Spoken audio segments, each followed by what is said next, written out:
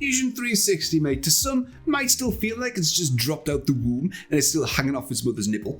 But mate, it's actually been around for 10 years now, would you believe? At least that's when it was first shown to the world at Autodesk University, 2012, and then the next year released to the public in July 2013, because the true history behind Fusion 360 goes way back, almost 20 years. My name's Neil Cross, this is Tech 3D, and if you're looking to buy or renew a Fusion 360 or any Autodesk license, mate, be sure to use my referral link in the video description, which is going to help support my channel, allow me to make and continue creating videos just like this, where we're going to deep dive into the history and the origins of Fusion 360. Now our story begins back in the early 2000s, mate, with an unlikely protagonist, Andrew Anagnost, aye, Mr. Eggnog himself, the current president and CEO of Autodesk. Well, he wasn't your usual haircut, right? VP of Chase or Wells Fargo who just got up one day and fancied a change. I'm just going to go run Autodesk, right? No, Eggnog holds 2 degrees in engineering alongside a PhD in aeronautical engineering, making him smarter than your granny's ironing. And aside from previous engineering experience at actual NASA, of all places, Anagnost's been at Autodesk since 1997, where in the early 2000s, he was heading up the manufacturing product development teams. Now, these were very early days for Autodesk, though, in 3D. AutoCAD was galactically dominant. Mechanical Desktop was thankfully dying a dignified slow death. And Inventor was cutting its teeth and trying to get its name out there in the market whilst undergoing hardcore development. But even back then, Autodesk had one eye on the future, so Anagnost spawned off a team from Inventor Development to look into what they called high-risk projects in disruptive technologies, aptly named this, given that it was done so that it could operate separate to, and therefore not disrupt and detract from the core Inventor developers who at the time were hyper-focused on fulfilling the needs of the existing Inventor customer base, making Inventor better, whilst probably also mindful of the fact that at the time SolidWorks was completely owning that space.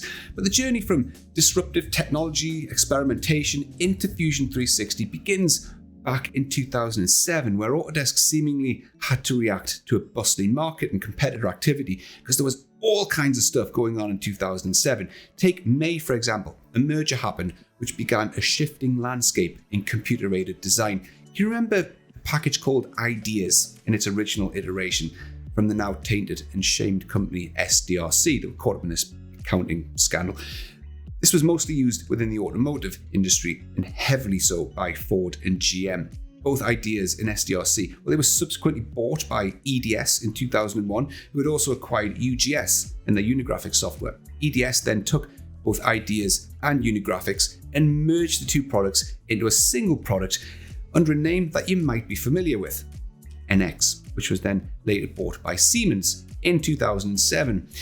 Now, back in 2007, 3D CAD just wasn't what it was today. It was a different landscape, but things were heating up fast, mate, like a clapped out Ford Escort, as various vendors were all testing out, running various internal experiments, right, in CAD and CAE, attempting to innovate on alternatives to the now established, or what was established, parametric modeling workflows. And this included looking into how they can keep up with rapidly evolving GPU and CPU technologies, again, in market at the time that was heating up, which in the mid-2000s, again, we were also seeing a slow but inevitable shift from 32-bit platforms over to 64-bit platforms, if you can remember that. And within their applications, the teams were all looking into how to leverage variational solvers, which are common in assembly relationships and sketch constraints, and how to apply those into more free-form direct modeling workflows, along with looking into new kernels and math technologies for computer-aided design, all based on subdivision or sub-D surfaces.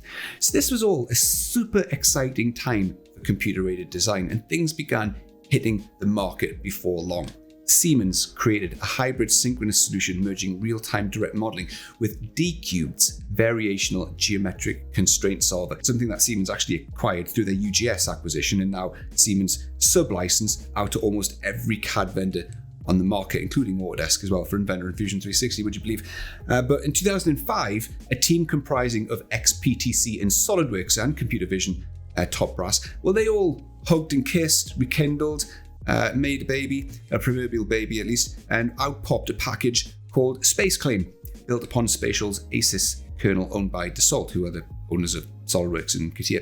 And that had its own commercial release in 2007, April, bringing another multi-body based direct modeler to the market with Space Claim later in 2014 being acquired by Ansys, if that name sounds familiar. So that's an awful lot of activity happening in and around 2007 with CAD and advanced modeling workflows. You've got Siemens releasing something, you've got Space coming out, with Autodesk being conspicuous in their absence. Most of the major vendors now had organic direct modeling integrated into their 3D CAD solutions, yet all was quiet with Autodesk.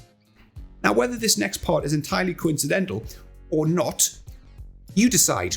I'll speculate, but it was actually in August 2007, 2007, that Autodesk bought Mudbox, that very freeform-based organic 3D digital sculpting and painting tool, which was developed specifically for Peter Jackson's 2005 remake of King Kong. Although at the time I was told it was for the Lord of the Rings Gollum. It doesn't matter, it's not important.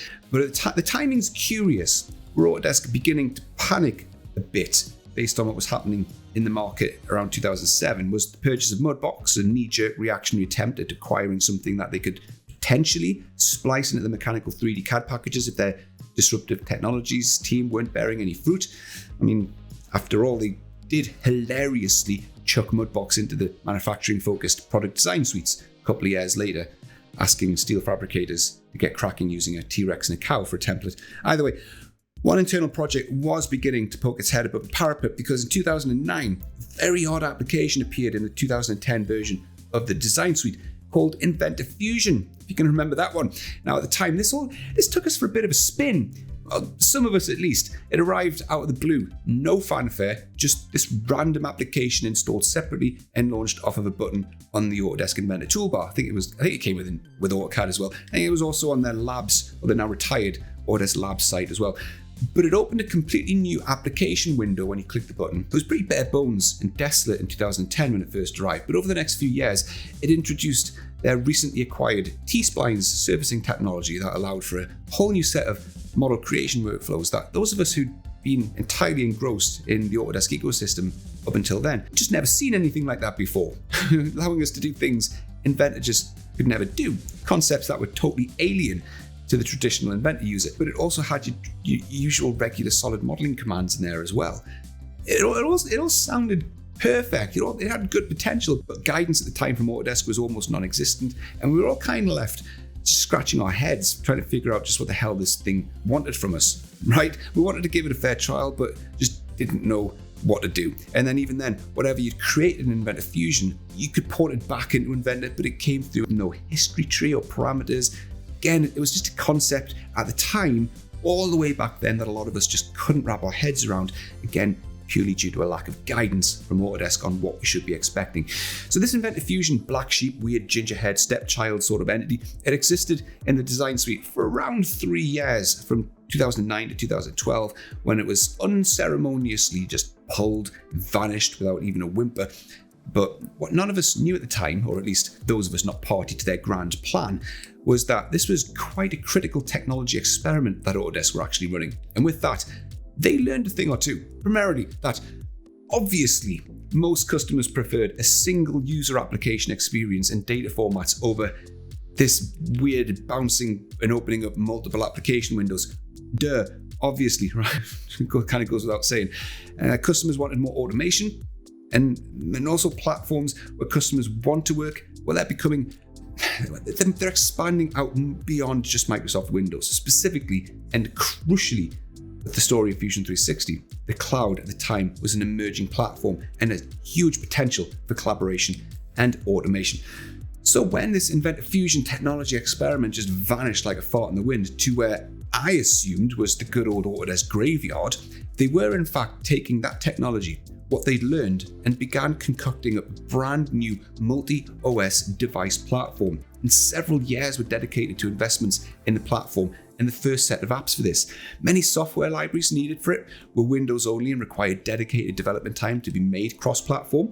And running on top of this new multi-OS device platform would be an initial set of first product development applications. And this included conceptual mechanical design modeling tool sets, simulation, as Autodesk's Sim 360 that they had at the time, 3-axis and 3+2 axis CAM, that was part of their CAM 360 solution at the time, animation as Publisher 360, and cloud connected PLM using Autodesk's PLM 360, all in addition to the tech we'd seen with the Inventor Fusion tech preview.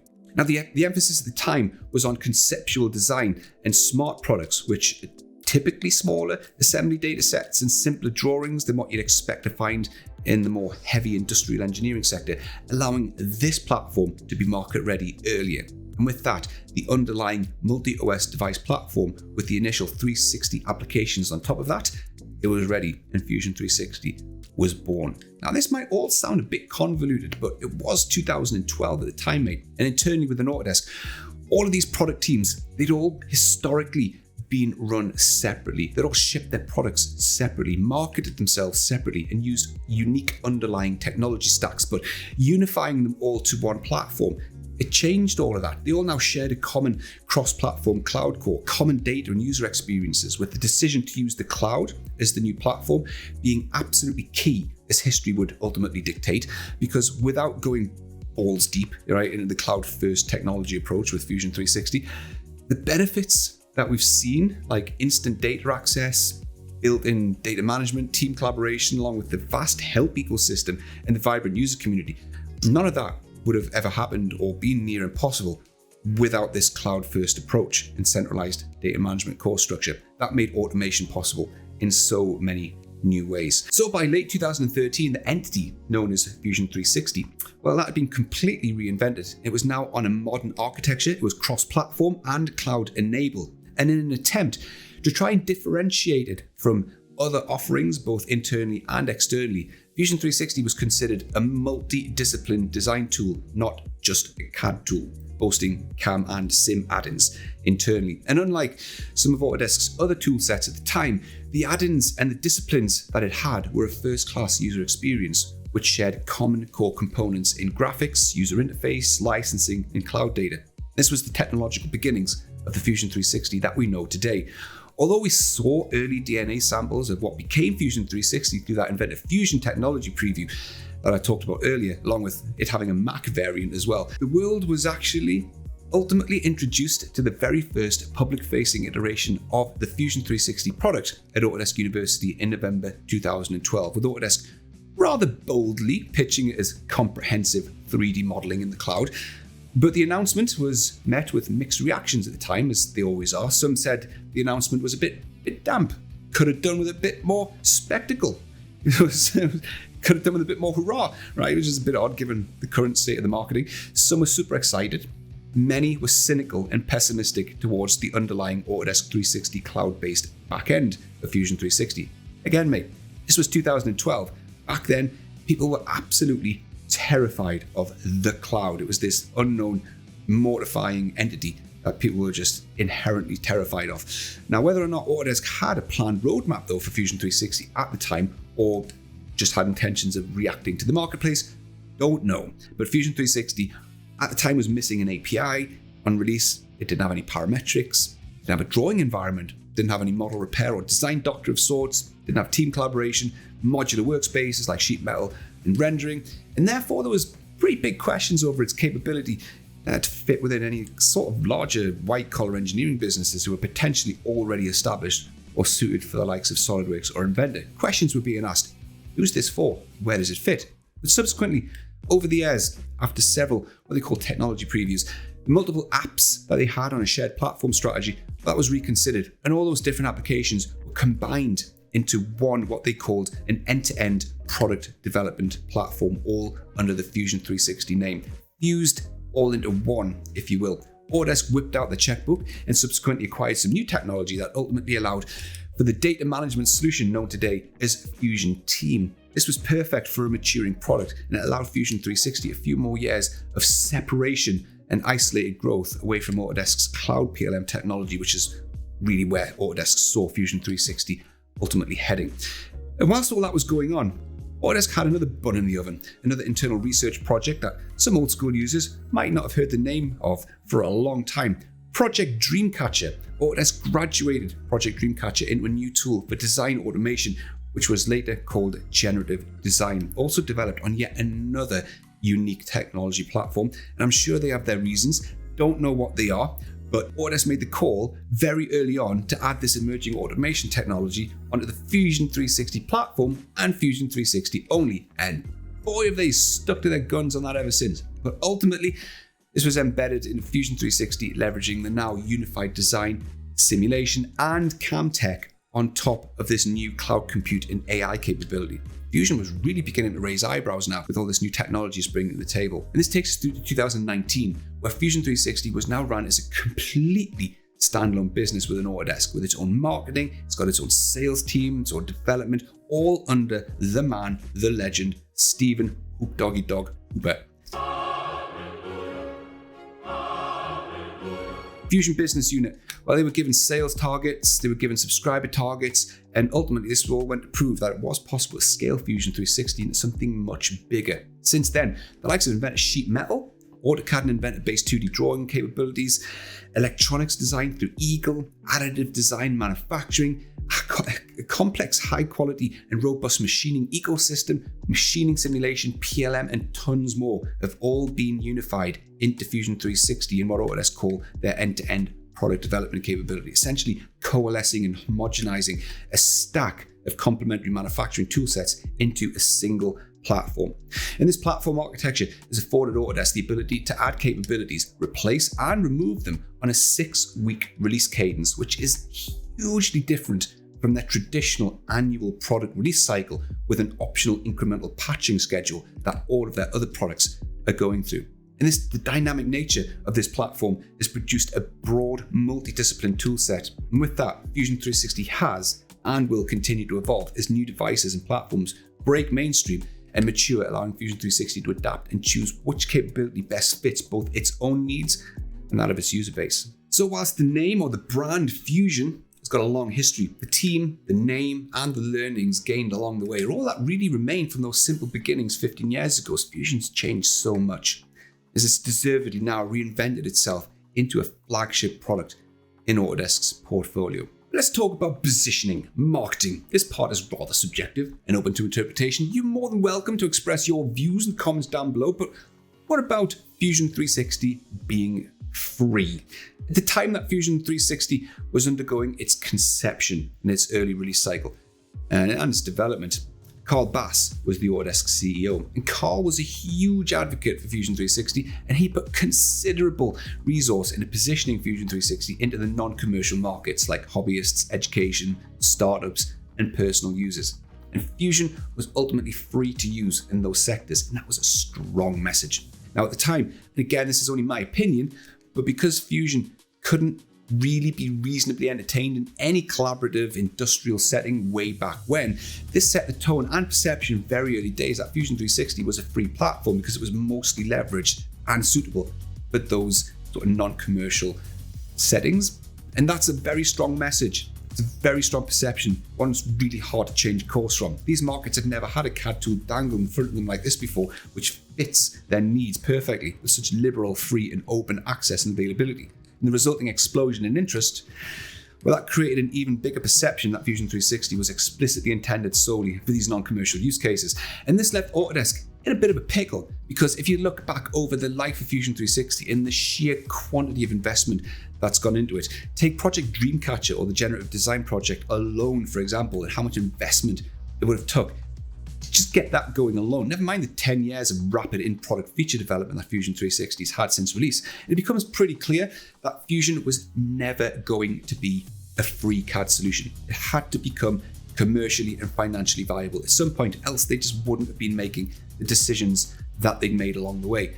But the pickle being, in those early days, Fusion 360, very early on, it was a tough sell, mate, and the perception was that Fusion is inherently free. So in order to try and convert those users over to commercial licenses later on meant, breaking some eggs to make some omelets, right? But Fusion remains true to its roots in a lot of cases and in many ways. Today, there are more restrictions on the free version than there's ever been before, mostly to discourage people from leveraging the free version for commercial gain in scenarios where a commercial license should be paid for. But the free version remains extremely powerful and capable. I don't think many can argue with that, although many are disappointed with the restrictions on the free version. And no, Fusion 360 video would be complete without a but what about Inventor or Fusion versus Inventor argument. Now, I've got no doubt this question drives the folks inside of Autodesk as crazy as a soup sandwich, because I'm sure to them, this question, Inventor versus Fusion, is night and day, right? It's obvious. The differentiation and the separation between the two products is as clear as a new car windshield. It isn't though, right? It's not. And that's objective. It's as confusing as Boris Johnson's lockdown instructions. And for as long as both these products exist, I don't think it's going to get any better. Now, me personally, to be honest, I'm not sure if I perpetuated this issue or helped it. I don't know, right? After having done a very recent dedicated Fusion versus Inventor video myself, which I'll link up here, but I also interviewed both Hoopdog and Derek Cooper. That was both the boss of Fusion 360 and the boss of Inventor in one Zoom call, with the topic on the agenda being, gentlemen, can we please just explain what the fuck's going on with your product so we can all stop gossiping about this? So we did. Now, this all links in with Autodesk's marketing of Fusion 360, which, as I'm sure you'll have noticed, is several notches higher on the intensity scale above everything else. But specifically, in 2019, Autodesk released their design and manufacturing showreel and neglected to show a single frame of Autodesk Inventor for the very first time ever in the history of that showreel. Now, at the time, I took particular issue with this and raised quite a stink about it, which is what led to that call that I just mentioned with Hoopdog and Cooper. And ultimately, Autodesk pulled the showreel and remade it, including Inventor in it this time, which was amazing, but they only went and done it again with the 2022 showreel. Oodles of Fusion 360 exposure, even some CFD 2019 of all things, but Inventor, not a single frame in the Design and Manufacturing Showreel 2022. Their flagship industrial design solution was completely absent from their design showreel, with Fusion messaging once again taking center stage in what could be perceived as a huge statement of intent. These showreels are quite a big deal for Autodesk, and for the last 4 or 5 years, it's been pretty clear that the large overall marketing budget lands with Fusion 360. Just look at the number of promotions that are running for Fusion 360, the social media campaigns, community events, the quantity and quality of the commercials and adverts being pumped out on Fusion 360, the corporate messaging coming out on Fusion 360. It all drowns out Autodesk Inventor, which has absolutely none of the above. Just look at the Fusion 360 YouTube channel. Look at how many videos they're pumping out and the production quality going into them. Compare that to the Autodesk Inventor YouTube channel. It's a derelict waste ground, posting mostly the obligatory What's New videos once a year. But so what, right? What about it? Why does this matter, Neil? When there's a clear and obvious differentiation between Inventor and Fusion 360? Well, you can wear one of two hats in this discussion. If you're Autodesk or if you're acutely tuned in to the inner workings of the two products and their trajectories, then sure, constantly hearing people raise this question and voicing their concerns will probably get quite tiring, boring, if not frustrating and annoying.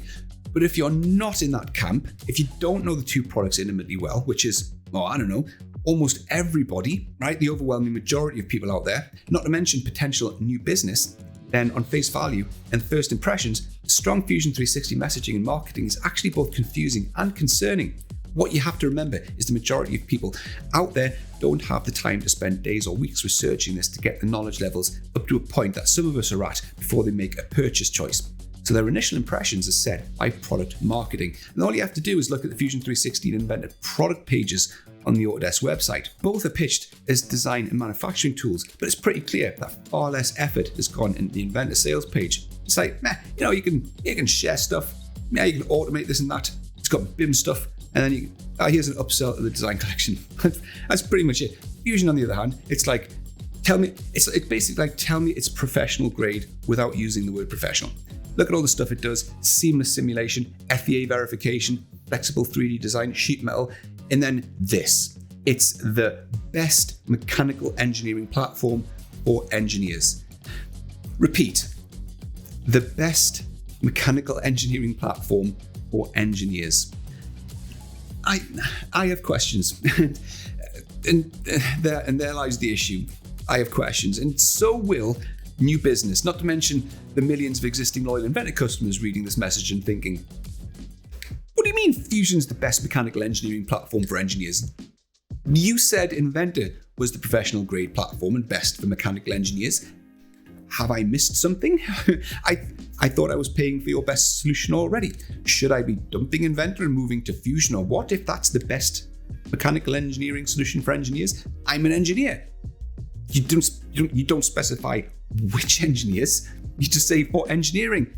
I I can't see you saying that Inventor's the best at anything. In fact, I can't see you promoting Inventor anywhere. It's all Fusion for design and engineering. So that statement right there is the problem. And Autodesk absolutely need to stop putting out inaccurate blanket marketing like that, because as much as they get annoyed with people probably like me continuously raising this Fusion versus Inventor question, well, they're the ones dumping the fuel on the fire and perpetuating this issue with baffling messaging exactly like that. You know what it is? It's perfectly fine to have two products that coexist with one another in the same space even, or that complement one another. But this appears to could be a case of the young wanting to succeed the old. Don't know. If you want my opinion on it, and this is purely 100% my opinion, I've got no reason to doubt anything that Hoopdog said in our 2019 interview. The two products can coexist and complement each other, and that was and is the goal. But that was 2019. That was 3 years ago. Do I think that's changed? Do I think his stance has changed? Do I think it's gone in a different direction? No. Personally, again, I don't believe that internally the Fusion team, the developers, the managers have any intention of trotting all over the Inventor team and muscling out their customer base. I really don't. However, someone needs to tell that to the friggin' marketing teams. But look, Inventor development isn't dead by any stretch of the imagination. But if you look at the trajectory of the two products, if you look at the future, the way the market's headed, I think it's only a matter of time before Fusion 360 matures into having true professional grade level service, potentially with an offline mode, achieves feature and performance parity or better with Inventor, and we begin to see either an organic or a forced transition with Inventor ultimately being left behind as future platforms and devices evolve. And I really don't think Inventor will be even given a chance or the opportunity to stay pace with that, whereas Fusion already has the platform under it to adapt with future technologies. Anyway, we're talking about a long way off, or maybe not. Either way, Fusion 360 over the years has developed rapidly into a seriously capable product design platform serving multiple different industries. The decisions made along the way in an attempt to make the platform more financially successful have upset a few, and I'm sure we'll hear from them in the comments, but one thing's for sure, Fusion 360 isn't going anywhere anytime soon. It's been quite the journey up until now, and no doubt it's got a long road ahead. My name's Neil Cross. This has been the history of Fusion 360. If you're about to buy or renew a Fusion 360 license, use my link in the description to help support this channel. And I have to give a huge thank you to Kevin Schneider at Autodesk, who was the ghostwriter of the bulk of this story up until my own opinion piece. Kevin is the Senior Director of Product Architecture at Autodesk on the manufacturing side, along with holding various top-level director roles at Fusion 360 since it was released to the public in 2013. Now, obviously, there's 10 plus years of shenanigans that have gone on in Fusion 360. Multiple other key developments will have happened over the years, which will have driven the product's direction, but I can only fit so much in a single video. However, if anyone from Autodesk or ex-Autodesk guys feel like, I don't know, filling in any of the gaps, then please do feel free to tell your story in the comments down below. If there's anything you want to let me know, or if there's anything sensitive that you'd like to pass over, then by all means, hit me up over email. Thanks again. Hope this was enlightening. My name's Neil Cross. This is Tech 3D. Tap that like and subscribe button on your way out if you haven't done already, and have a rummage around the description area whilst you're at it. I'll see you in the next one. Doodles.